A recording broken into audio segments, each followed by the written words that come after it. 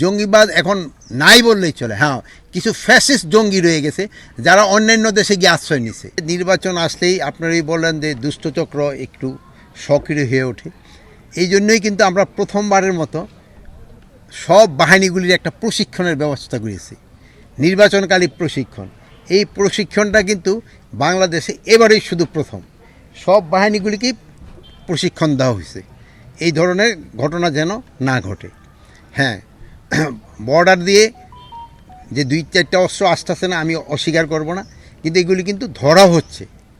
আরেকটা জিনিস হলো নির্বাচনকালীন যে অবৈধ অস্ত্র, আমি বলবো না অবৈধ, কিছু বৈধ অস্ত্র, যেহেতু আমাদের যে অস্ত্রগুলি যে লুট হয়ে গেছে আমাদের থানা থেকে, ওই অস্ত্র কিছু আছে যারা আমাদের এখনও উদ্ধার করা সম্ভব হয় না। বাট এই অস্ত্রগুলি সময়, ইলেকশনের সময় এরা ব্যবহার করতে পারবে না, এই প্রতিশ্রুতি আমি আপনাদের দিতে পারি। যেহেতু এই কিছু কিছু অস্ত্র রয়ে গেছে যেগুলি হয়তো তারা খাল বিল নদীতে ফালাই দিছে, যেগুলি আর উদ্ধার করা সম্ভব হচ্ছে না। আর আমাদের কিন্তু দৈনিকই কিছু না কিছু অস্ত্র কিন্তু উদ্ধার হচ্ছে, যে উদ্ধার হচ্ছে না তা না, বাট দৈনিকই কিছু না কিছু উদ্ধার হচ্ছে। বাট আপনারা যে পরিমাণ আশা করেন হয়তো ওই পরিমাণ হচ্ছে না, বাট কিন্তু উদ্ধার হচ্ছে। এবং বর্ডার দিয়েও যে পরিমাণ হাতিয়ার আসতেছে ওটাও কিন্তু উদ্ধার হচ্ছে। জঙ্গিবাদ এবং চরমপন্থী আগের থেকে অনেক অনেক কম। জঙ্গিবাদ এখন নাই বললেই চলে। হ্যাঁ, কিছু ফ্যাসিস্ট জঙ্গি রয়ে গেছে যারা অন্যান্য দেশে গিয়ে আশ্রয় নিছে, যারা জঙ্গি অন্যান্য দেশে গিয়ে আশ্রয় নিছে।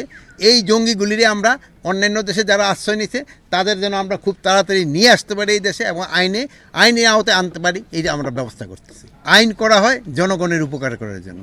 পুলিশ কমিশনটা এমনভাবে করা গেছে যেন একটা জনবান্ধব পুলিশ গড়ে ওঠে।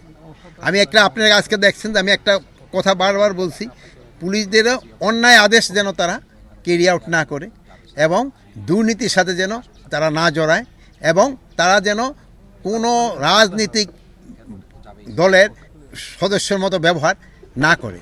যেহেতু এরা হলো জনগণের টাকার পুলিশ, জনগণের টাকার পুলিশ, এরা জনগণের জন্য সেবা করবে, জনগণের সেবা করেই তাদের দায়িত্ব।